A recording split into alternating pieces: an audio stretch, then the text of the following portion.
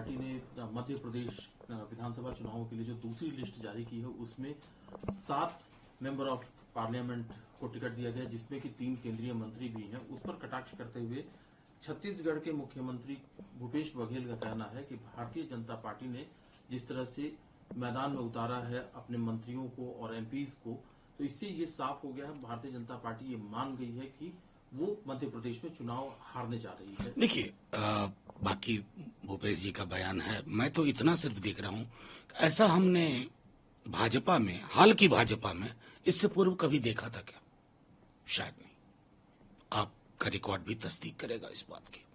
जब इस पैमाने पर आपको मंत्रियों और सांसदों को उतारना पड़े तो फिर आप ये नहीं कह सकते कि all is well with your state unit, यानी कि कुछ ऐसा है जो आपसे संभल नहीं रहा। और जब चीजें बिखरने लगती है ना, तो इस तरह की कोई भी कवायद कर लीजिए, वो संभलती नहीं है, वो स्नोबॉल इफेक्ट होता जाता है, और वो मैं देख रहा हूं मध्य प्रदेश में।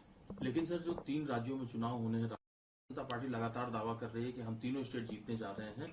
प्रहलाद जोशी जी का कहना है कि जिस तरह से राहुल गांधी के बयान आ रहे हैं उसको देख करके तो ये लगता है कि वो घबराए हुए हैं और हम डेफिनेटली तीनों स्टेट जीतेंगे। तो चुनाव के नतीजे बता देंगे ना। चुनाव के नतीजों से पूर्व कोई भी आकलन, ये तो कर्नाटक में भी जीत रहे थे, बिहार में तो 15 में कह रहे थे कि 3/4 बहुमत से जीत रहे हैं। तो जाहिर है जनता के विवेक पे चीजों को छोड़िए। अभी हम बात कर रहे हैं कि जिस तरह की आपके यहाँ से जिस प्रकार की चीजें हो रही हैं कि अचानक में किसी को कहा तुम चुनाव लड़ो, वो कहता है कि मुझे तो पता ही नहीं था, वो एक मंत्री हुआ करते हैं, उनकी नाराजगी बताई जाती है, वगैरह वगैरह। अभी चर्चा का मुख्य बिंदु ये है, ना कि आउटकम क्या होगा इलेक्शन का। वो तो हवा जब चल पड़ती है ना, किसी के रोके नहीं रुकती है। सर, एक बयान कहना है कि ये धरती भगवान राम की है। उन्होंने बहुत सारी चीजों का हवाला दिया, वेदों का हवाला दिया। उनका ये कहना है कि जो लोग सनातन को गालियां दे रहे हैं उनको आने वाले समय में उनको नहीं, वो घोस्ट देख रहे हैं, सपना देख रहे हैं। वो जो राम की परिकल्पना है ना, वो मर्यादा पुरुषोत्तम है, वो गांधी के राम है। फर्क है बड़ा आदित्यनाथ जी के राम में और गांधी के राम में, अपने अपने राम। और जो राम की संकल्पना है ना, वो जब वसुधैव कुटुंबकम कहती है, तो विदेश में कुटुंबों के बीच में ये व्यवहार हो और देश में कुटुंबों के बीच में आग लगाई जाए, वो प्रभु श्री राम की परिकल्पना नहीं है। नंबर 1। नंबर 2, मैं तो अभी पूछूंगा आदित्यनाथ जी से, सीवर में उतरने वाले की जाति एक ही क्यों होती है आदित्यनाथ जी? ये क्यों नहीं बदलती है? कौन सा सनातन इसके पक्ष में खड़ा होगा? क्या जातिगत ऊंच कुल नीच कुल की परिकल्पना सही है?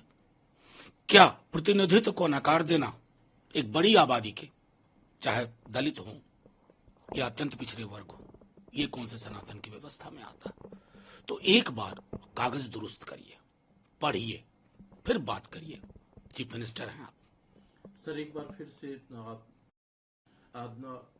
टीनेजर्स की हत्या और उनके शव मिलने के बाद से एक बार फिर से वहां पर हिंसा प्रकट होती है।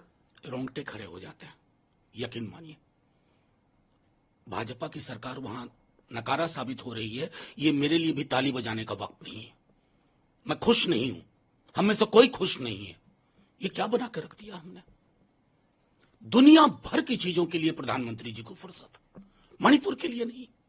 क्या हम वहां के नागरिक हमारे नागरिक नहीं? क्या वो 4 शब्द संवेदना के नहीं सुनना चाहते? आज का दौर याद करेगा, हमने इस देश में मणिपुर होते देखा और चुप रहे। जब कोई बोलने की कोशिश करता, आप व्हाट अबाउट नहीं करते हो। पहले ऐसा हुआ था, अरे साहब अभी हो रहा है, लोग मारे जा रहे हैं, हमारे नागरिक, हमारे बच्चे हैं, क्या संदेश दे रहे हैं हम उनको? विचार तो होना चाहिए ना। सर, लेकिन इसमें एक मैं सवाल, तमाम राजनीति को छोड़िए, चूक आखिरकार उस स्टेट में कहां हो रही है? मैं सीधे तौर पे बताता हूं, उस स्टेट में आपको यह तय करना होगा। क्या कभी सोचा था कि 2 फोर्स एक दूसरे के खिलाफ एफआईआर कर रही हैं? जो जिस व्यक्ति को आपने बिठा रखा है, आपकी जो भी मजबूरियां हो, वो व्यक्ति समस्या को विकराल बनाता जा रहा है। और प्रधानमंत्री जी की चुप्पी, लगातार चुप्पी, उस भयावहता को और बड़ा आयाम दे रही है। इससे ज्यादा क्या कहूं? सर, लेकिन इसका दुरुपयोग हो रहा है।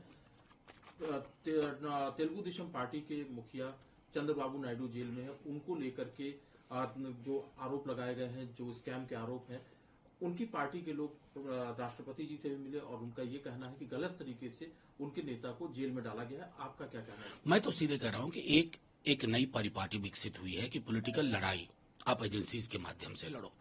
पहले केंद्र करती थी और कर रही है, अब कुछ राज्यों ने भी ये सीख लिया है, तो जाहिर तौर पर आपको इसके नतीजे, इसका दुष्परिणाम बहुत बुरा होगा। कल को जब सरकार बदलेगी, कोई दूसरी सरकार केंद्र में होगी या अलग अलग राज्यों में, वो इसी व्यवस्था को अगर चालू रखे, क्योंकि एक बार आपने इन एजेंसी से इतना बड़ा कॉम्प्रोमाइज करवा दिया, इनकी कार्यशैली इतनी जल्दी बदलेगी नहीं। दुख हमें तब भी होगा, लेकिन हम ये कहेंगे ये परिपाटी किसने बना दी भाई? लोग जानते हैं कि आज बोला, आज दस्तक होगा, कल बीजेपी में शामिल हो जाऊंगा, सारे दस्तक खत्म हो जाएंगे। ये एक फॉर्मूला सा बन गया। सर, एक मुद्दा है, ये हो रहा है कि कॉमन कैंडिडेट खड़े किए जाए जो सीट है उन पे, लेकिन पंजाब के नेताओं की तरफ से बार बार बयान आ रहा है, पंजाब कांग्रेस के नेताओं की तरफ से, कि 13 की 13 सीटों पर वो तैयारी कर रहे हैं और 13 की 13 सीटों पर वो लड़ना चाहते हैं चुनाव। क्या कहना? नहीं, एक सेंट्रल आला कमान भी तो है कांग्रेस का ना, एक अध्यक्ष है, सोनिया जी है, राहुल जी है, पूरी कार्य समिति है, वो सब फैसला लेगी ना। हर स्टेट यूनिट अपना फुटप्रिंट बढ़ाना चाहती है, ऐसे ही बयान आम आदमी पार्टी की ओर से आते हैं, लेकिन बैठ के फैसला होगा, तय होगा, और जो कुछ होगा वो देश के लिए, देश के विकल्प के लिए एक बेहतर संदेश होगा। एक आखिरी सवाल है सर, भारत आरोप लगाए कनाडा के प्रधानमंत्री ने, और कल विदेश मंत्री जयशंकर साहब ने जिस तरह से जवाब दिया यूनाइटेड नेशन में, क्या कहना है सर आपका? देखिए, मेरा सीधे तौर पे कहना है, जयशंकर साहब ने करोड़ों हिंदुस्तानियों की तरफ से बोला और वो संदेश साफ जाना चाहिए। आपके दुविधा में आप ना रहें, टेरर जैसी चीजों पर दुरंगी रीति नहीं काम चलती है। My terror is different, your terror is different, no. अगर इस प्रकार की परिपाटी चलेगी ना, हम कभी भी एकजुट राय नहीं रख पाएंगे, जिसकी बेहद आवश्यकता है। मतलब ये संदेश तमाम पश्चिमी देशों तक जाना चाहिए, बिल्कुल जाना चाहिए, और गया भी है। देखिए, ये बीजेपी और कांग्रेस की वजह से चीजें नहीं बदलती हैं, ये नॉन निगोशिएबल्स हैं।